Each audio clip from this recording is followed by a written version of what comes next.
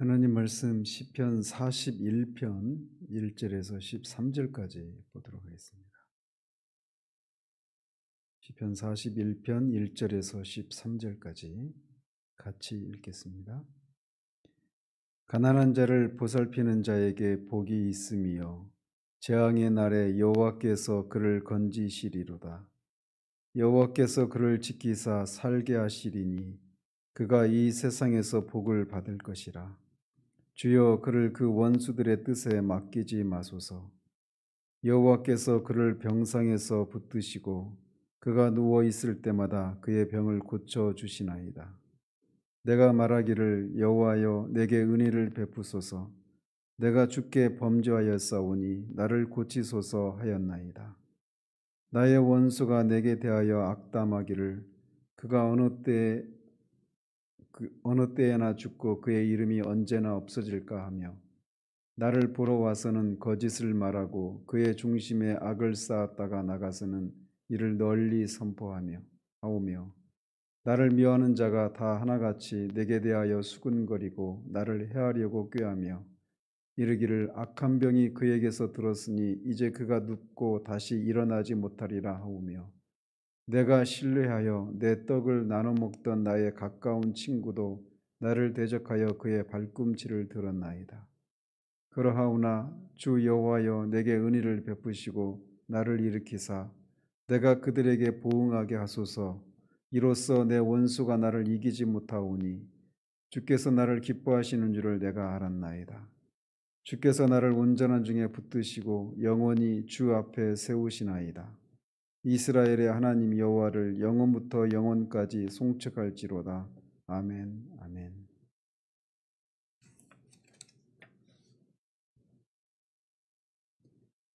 시편 이 41편은 다윗이 병상에 누워 있는 중에 지은 시입니다. 그가 그의 인생의 어느 시기에 어떤 병으로 병상에 들었는지는 정확하지 않지만 그가 그 병상 중에서 인간적인 배신에 대해서 탄식하고 그런 패역한 인간들과는 달리 병상 중에서 드린 자신의 기도를 응답하시고 치유의 은총을 베푸신 하나님의 신실하심을 고백하면서 이 시를 읽는 사람들로 하여금 하나님의 이런 신실하심을 본받아서 가난한 자들을 보살피는 자의 복됨을 깨닫게 하는 지혜시의 일종입니다.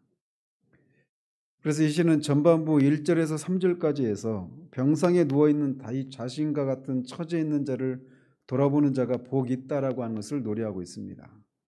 그리고 4절에서 9절까지를 통해서는 병상에 있는 자신을 돌아보시고 치유의 은총을 베푸신 하나님의 신실하심과 또 병상에 누워있는 자신을 조롱하고 배반한 인간들의 그 간악함을 대조적으로 소개하고 있습니다. 끝으로 10절에서 13절까지에서는 다윗이 인간적인 절망을 딛고 일어서서 신실하시고 자비로우신 하나님께 자신의 구원과 악인에 대한 공의의 보응을 호소하면서 하나님을 찬양하고 있습니다. 1절을 보시면 가난한 자를 보살피는 자에게 복이 있으며 재앙의 날에 여호와께서 그를 건지시리로다. 시인이 여기서 말하는 가난한 자는 단순히 그냥 경제적으로 가난하고 가난한 사람만을 가리키는 것이 아니라 모든 것을 가리키죠. 그래서 사회적으로 권세가 없어서 핍박을 받는 자들, 또 시인 자신처럼 심각한 질병에 걸려있는 그런 병자들을 포함해서 다른 사람들의 도움이 절대적으로 필요한 상황 가운데 있는 사람들을 통칭하는 그런 표현입니다. 그래서 그런 사람들에게 동정심을 가지고 위로하고 지혜롭게 인도하고 보살피는 사람에게 복이 있다고 노래하면서 그 이유가 이렇게 가난한 자를 돌본 사람들이 재앙을 만났을 때 여호와께서 그들을 건지시기 때문이다라고 노래합니다. 여호와께서 그를 지키사 살게 하시리니 그가 이 세상에서 복을 받을 것이라. 주여 그를 그 원수들의 뜻에 맡기지 마소서. 시인은 계속해서 노래하기를 그렇게 어떤 절대적인 도움을 필요로 하는 사람들을 보살피는 자들에게 하나님께서 이 세상에서 복을 주실 것이라고 말을 합니다.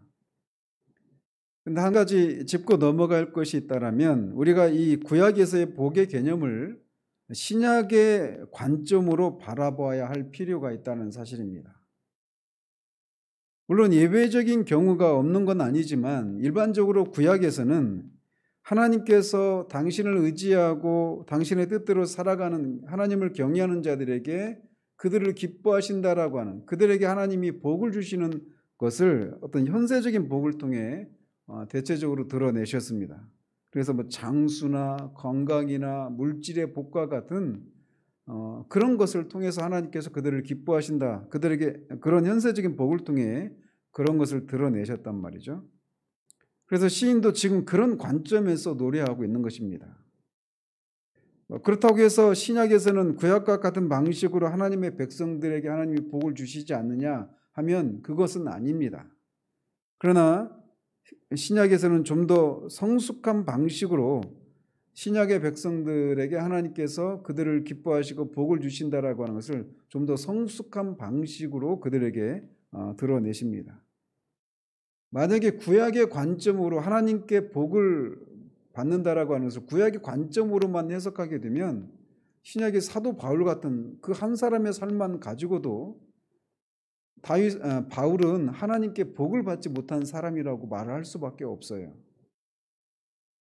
그는 우리가 알지 못한 어떤 죄를 지었기 때문에 그렇게 하나님께 복을 받지 못하고 갖은 핍박을 죽을 때도 그렇게 참수를 당하는 비참한 삶을 살다가 죽었다, 이렇게 말을 할 수밖에 없단 말이죠.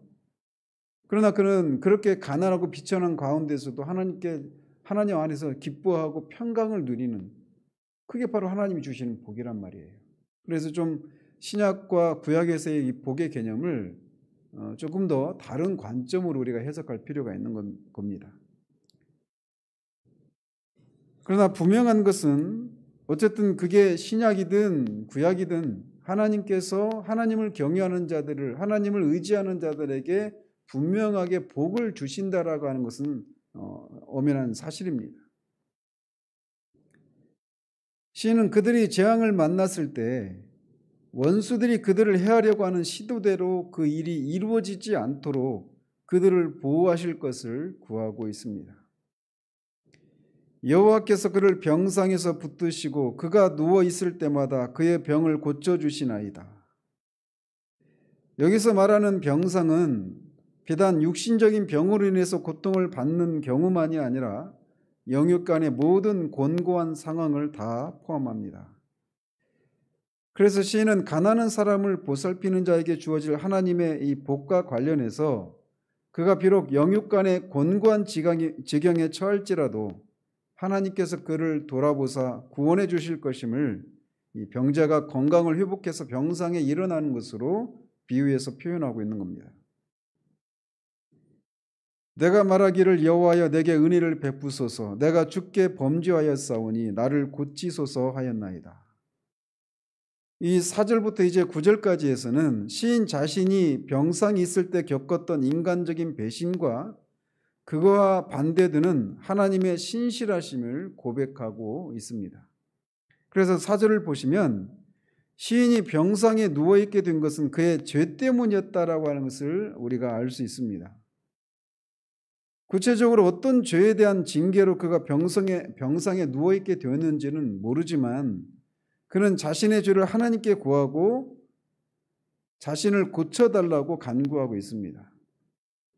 이 부분이 우리가 주목할 부분인데 그는 자신의 죄로 인해서 병이라고 하는 징계를 받으면서 징계를 받는 중인데 나는 이 병에 걸려도 싸다라고 하는 식으로 체념하면서 있지 않다라는 사실입니다. 그는 징계 중이라도 하나님의 긍휼과 은혜를 구하며 고쳐달라고 간구하고 있어요. 우리가 선지자들을 보시면 아시겠지만 이것이 하나님의 사람들이 취해야 할 그런 태도인 것입니다. 우리는 불교의 소위 카르마, 즉 업보 사상이라고 하는 그런 영향을 받아서 우리가 과거에 선택한, 우리가 과거에 지은 어떤 죄에 대한 죄에 대한 벌로 내가 지금 현재 이런저런 어떤 어려움을 겪는다라고 하는 그런 생각들을 우리가 가지고 있는 경우들이 있습니다. 그래서 이것도 다 내 팔자려니 뭐 전생까지는 거슬러 가지는 않죠. 그리스도인들은 전생이란 개념을 믿지 않으니까 말이죠. 그래서 전생에 내가 무슨 죄를 저질렀길래 이렇게 못된 남편을 만나고 이런 자식 때문에 내가 이렇게 이런 고생을 하나, 이렇게까지는 생각하지 않아도 내가 과거에 어떤 잘못된 선택을 한 것 때문에 내가 지금 현재 이런저런 어려움을 겪는다라고 생각하면서 그것을 자신이 어떤 일종의 업보 사상으로 그렇게 생각하면서 업보로 받아들이면서 체념하듯이 삶을 사는 경우들이 종종 있습니다. 그러면서 이게 다 내 죄 때문이기 때문에 당연히 받아야 할 벌을 받아야지 하면서 숙명론적으로 그때가 지나가기만을 기다리고 있는 그런 모습을 보이는데, 시인은 지금 그런 상황이 아니라는 겁니다. 그는 분명히 자신의 죄 때문에 징계를 받고 있음에도 불구하고 하나님께 고쳐달라고 구하고 있어요. 마치 아이들이 자신의 잘못으로 부모에게 혼이 나고 매를 맞으면서 자신의 잘못을 구하면서 아프다고 막 호소하고 매를 거두어 달라고 하는 것처럼 우리의 선하신 아버지 되신 하나님께 우리는 그렇게 해야 하는 거예요. 자신이 당연히 맞아야 할 매라면서 묵묵히 맞고 있는 것이 믿음처럼 보일지 모르지만 그거는 체념입니다. 그래서 분명히 우리의 죄를 인해서 징계를 받는 상황 가운데서도 우리는 우리의 죄를 고백하고 회개하면서 용서를 구하면서 동시에 징계의 손을 거두어 주시기를 구하는 것은 또 다른 믿음의 행위임을 기억해야 하는 것입니다. 우리가 어떤 과거의 어떤 지은 죄에 대해서 우리가 스스로 우리에게 징계를 내리면서 내가 어떻게 감히 하나님께 어떤 소망을 아릴 수 있겠어 라고 하면서 체념해 버립니다. 스스로. 그러나 그것은 믿음이 아니에요. 그건 체념입니다. 우리도 모르게 이런 업보 사상이 우리 가운데 젖어 있기 때문에 그런 생각을 하는 것이에요. 시는 지금 징계를 받고 있는 상황임에도 불구하고 고쳐달라고 구하고 있습니다. 나의 원수가 내게 대하여 악담하기를 그가 어느 때에나 죽고 그의 이름이 언제나 없어질까 하며, 시인이 그렇게 자신의 죄를 인해서 하나님의 징계를 받아 병상에 누워 있을 때 시인의 원수는 그가 병상에서 속히 일어나기를 구하는 것이 아니라 그가 그렇게 병상에 누운 것이 그의 죄 때문이기 때문에 그가 죽을 것이라며 언제나 그가 죽게 될까, 그래서 그가 언제나 그의 이름이 사라져버리게 될까라고 하고 있다라고 하나님께 호소하고 있습니다. 나를 보러 와서는 거짓을 말하고 그의 중심에 악을 쌓았다가 나가서는 이를 널리 선포하오며 나를 미워하는 자가 다 하나같이 내게 대하여 수군거리고 나를 해하려고 꾀하며 이르기를 악한 병이 그에게 들었으니 이제 그가 눕고 다시 일어나지 못하리라 하오며 내가 신뢰하여 내 떡을 나눠 먹던 나의 가까운 친구도 나를 대적하여 그의 발꿈치를 들었나이다.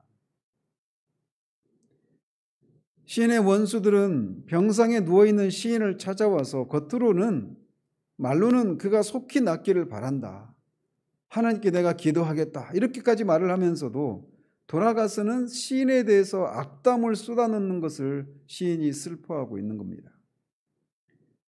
그들은 시인이 이렇게 병에 걸린 것은 시인이 지은 그 죄 때문이다, 그러니까 그는 다시는 일어나지 못하고 죽을 것이라며 그렇게 된 것이 시인의 죄 때문이라는 사실을 더 크게 부각시켜서 다른 사람들조차도 시인에게 동정의 마음을 품지 못하도록 했던 것입니다.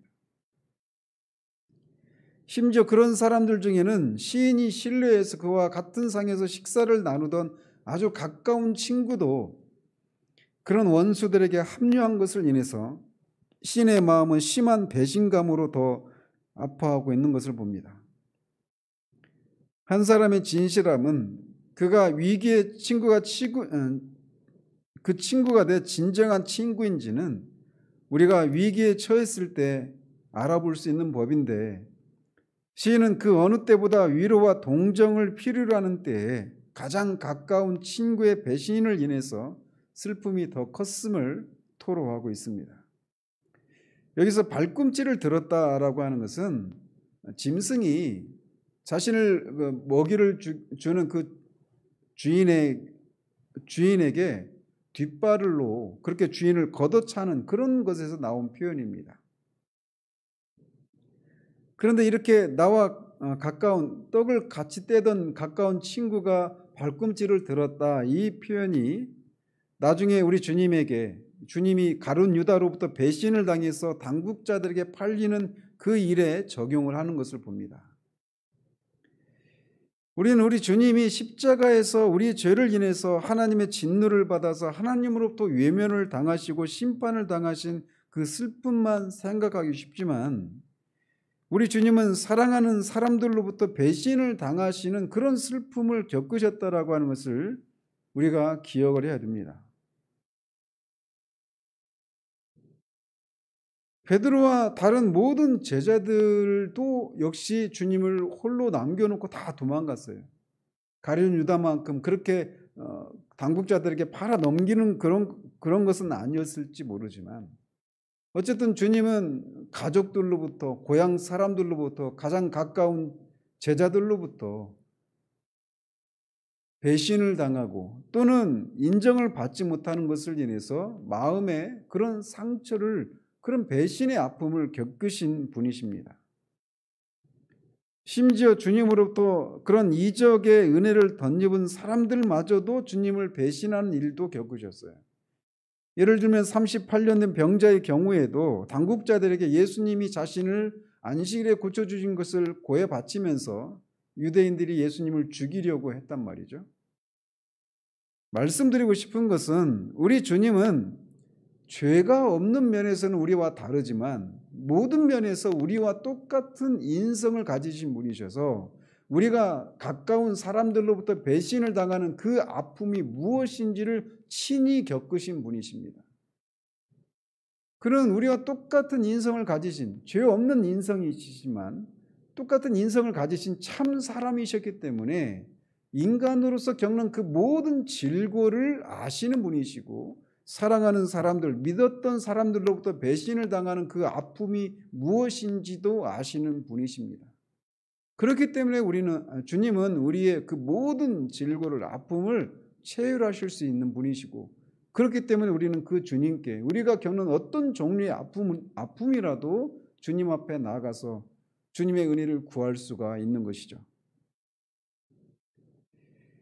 그러나 주 여호와여, 내게 은혜를 베푸시고 나를 일으키사 내가 그들에게 보응하게 하소서. 이로써 내 원수가 나를 이기지 못하오니 주께서 나를 기뻐하시는 줄을 내가 알았나이다. 시인은 자신의 원수들뿐만 아니라 그의 가까운 친구들마저도 그를 배신하고 위로와 동정이 필요한 때 악담을 퍼붓고 배신했지만, 여호와 하나님만은 신실하셔서 자신에게 은혜를 베푸시고 그를 고쳐주셨다라고 고백합니다. 하나님은 시인의 바람처럼 징계 중에도 긍휼을 잊지 않으셨던 것이죠. 우리가 주목할 것은 시인을 병에서 고쳐주시는 것을 통해 시인의 원수들이 시인을 이기지 못하도록 해달라고 간구하고 있다라고 하는 사실입니다. 마치 욥의 친구들이 욥을 찾아와서 처음에는 그가 당한 고통이 너무 크기 때문에 아무 말도 하지 못하고 있다가 욥이 자신의 고통을 인해서 푸념의 말들을 쏟아내기 시작하자, 욥이 그렇게 병이 든 것은 그가 분명히 알려지지 않은 어떤 죄를 지었기 때문이라면서 욥을 정죄하기 시작한 것을 우리는 압니다. 욥의 친구들이 가진 하나님에 대한 사상은, 하나님은 악인은 벌하시고 의인에게는 복을 주신다.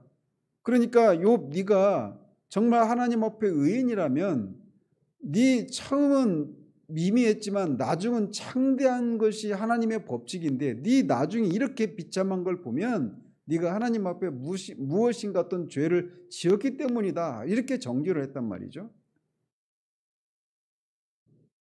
즉 그들은 그렇게 하나님에 대해서 평면적이고 단순한 생각만 가지고 있었던 사람들인데, 그런 시각으로 욥에게 일어나고 있는 일들을 해석하려고 하다가 나중에 하나님으로부터 정죄를 받죠. 즉 그들이 알고 있는, 욥의 친구들이 알고 있는 하나님이 전부가 아니셨던 거예요. 그런 것처럼 다윗은 자신이 비록 자신의 죄를 인해서 하나님의 징계를 받고 있는 것이 사실이지만, 하나님은 동시에 긍휼과 자비가 풍성하신 분이셔서 징계 중이라도 은혜를 베푸시는 분이심을 자신을 고쳐주시는 것을 통해 드러내셔서 신의 원수들과 배신한 친구들이 알고 있는 하나님이 전부가 아니심을 드러내달라고 간구하고 있는 겁니다. 그러면서 그렇게 자신을 고쳐주시는 것을 통해 원수들의 바람이 헛된 바람이었고, 그들이 시인을 이기지 못하도록 하시는 것을 통해 하나님께서 자신을 사랑하고 계시는구나 라고 하는 것을 알게 되었다라고 하나님께 찬양을 드리고 있는 겁니다. 주께서 나를 온전한 중에 붙드시고 영원히 주 앞에 세우시나이다. 이는 주께서 시인을 문자 그대로 죄 없는 온전한 상태로 만드셨다라고 하는 말이 아니라, 주를 전적으로 의뢰하는 시인 자신을 붙들고 보호하셔서 원수들에 대해서 승리하게 하시고 환난에서 구원받아 안전과 평안을 누리게 해달라고 하는 그런 간구입니다. 이스라엘 하나님 여호와를 영원부터 영원까지 송축할지로다. 아멘 아멘. 이렇게 자신의 죄를 인해서 징계를 받고 있는 상황 가운데서도 하나님의 긍휼과 자비를 호소하고, 또 그런 상황 가운데 원수들과 가까운 친구들마저도 시인의 죄 때문에 그렇게 벌을 받아서 그가 당연히 죽게 될 것이다 라고 생각했던 그 모든 생각들을 뒤집고 자신을 구원하신 그 하나님을 향해서 시인이 할 수 있는 것은 그런 하나님을 영원토록 찬양하는 것입니다. 마찬가지로 우리가 하나님이 우리를 불러내신 것도 베드로 사도를 통해서 말하고 있는 것처럼, 우리를 어둠 가운데서 불러내신 하나님의 그 모든 은택을 찬양하고 높이도록 하기 위해서 우리를 불러내신 거예요. 따라서 하나님을 찬양하는 것, 그것은 하나님으로부터 구원받은 신자들의 마땅한 의무요 특권이라고 하는 것을 우리가 기억할 필요가 있습니다. 시인은 이스라엘 하나님을 영원토록 송축하는 것이 옳다라고 하는 것을 아멘 아멘 이렇게 두 번을 강조하는 것을 통해 그가 하나님을 향한 그 찬양을 진심으로 올려드리고 있음을 강조하고 있습니다. 우리에게 이 하나님이 계심을 인해서 감사를 드리게 됩니다.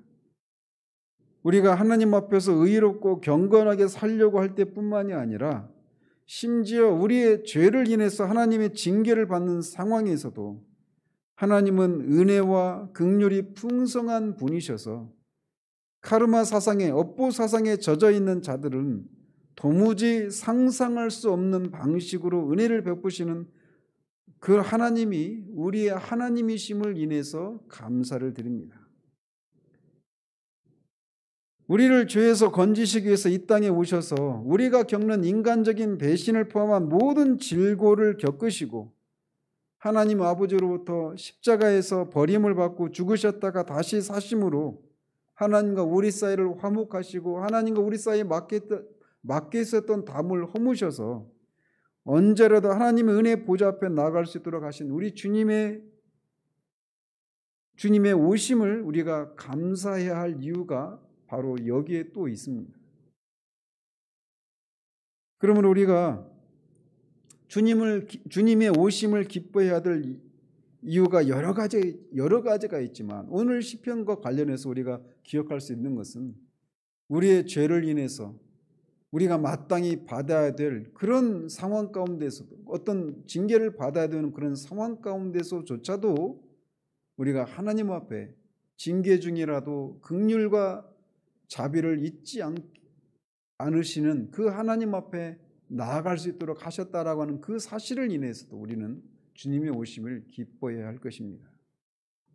이 아침 우리의 기도가 그런 기도 되기를 바랍니다. 우리 스스로 내가 이런 잘못을 했으니 내가 이런 어려움을 겪는 게 마땅하지라고 하면서 스스로 우리가 받아야 될 어떤 삶의 분복을 우리 스스로 정해놓고 그냥 그것은 내가 감수해야 될 것이다 생각하면서 감히 그런 것에 대해서는 간구하지 못하는 그런 우리가 되지 않기를 바라요. 하나님은 징계 중이라도 우리를 잊지 않으십니다. 우리의 가까운 친구들이 발꿈치를 드는 그런 상황 가운데 그들이 그럴 수밖에 없는 것은 그들이 보기에 우리가 지은 죄 때문에 어떤 형벌을 받고 있다고 생각하는데 그런 속에서도 하나님은 신실하셔서 우리에게 긍휼을 베푸시는 하나님이심을 우리의 기도 가운데 우리가 실제로 맛보고 다윗처럼 이스라엘의 하나님을 영원토록 찬양하는 그런 찬양의 대열에 합류하는 우리 모두 되기를 우리 주님의 이름으로 축원드립니다. 기도하겠습니다. 하나님 아버지, 우리가 얼마나 자주 우리가 지은 죄에 대한 대가를 내가 지금 치르고 있다라고 생각하면서 그런 상황이 지속되는 속에서는 감히 하나님 앞에 어떤 긍휼과 자비를 은총을 구하지 못하고 그냥 체념하면서 이 상황이 지나가기만을 구하는 그런 모습을 보일 때가 얼마나 많이 있는지요. 하나님을 사랑했던 다윗은 자신의 죄로 인해서 병상에 누워있는 그 상황 가운데서도 자신을 고쳐주실 것을 구하는 그 믿음을 보였습니다. 그가 믿고 있었던 것은 하나님은 죄에 대해서 반드시 공의로 징계하시는 하나님이시지만 그럼에도 불구하고 징계 중에도 긍휼과 자비를 잊지 아니하시는 하나님이심을 그가 믿었기에 그렇게 하나님 앞에 나갔던 것을 봅니다. 우리는 다윗이 그런 믿음을 보이고 그가 결국은 하나님으로부터 은혜를 입어 그 자리에서 일어난 그 삶의 결과를 보고 있습니다. 그렇다면 우리는 더욱더 다윗이 발휘했던 그 믿음을 우리도 발휘해야 됨을 알고 이 아침에도 주님 앞에 기도할 때 우리가 선택한 어떤 결과에 대한 대가를 내가 치러야 된다고 생각하면서 우리 스스로 우리의 삶의 분복을 우리 스스로 정하는 그런 우리들 되지 않기를 원합니다. 기도 가운데 정말 그리스도의 이름을 힘입어서 하나님 앞에 담대하게 구하며 나아갈 때 하나님이 정말 우리의 생각 밖에 은총을 베푸시는 하나님이심을 인하여서 다윗이 권했던 그 찬양의 대열에 합류하는 우리들 될 수 있도록 주님 도와주시기를 원합니다. 예수 그리스도 이름으로 기도합니다. 아멘.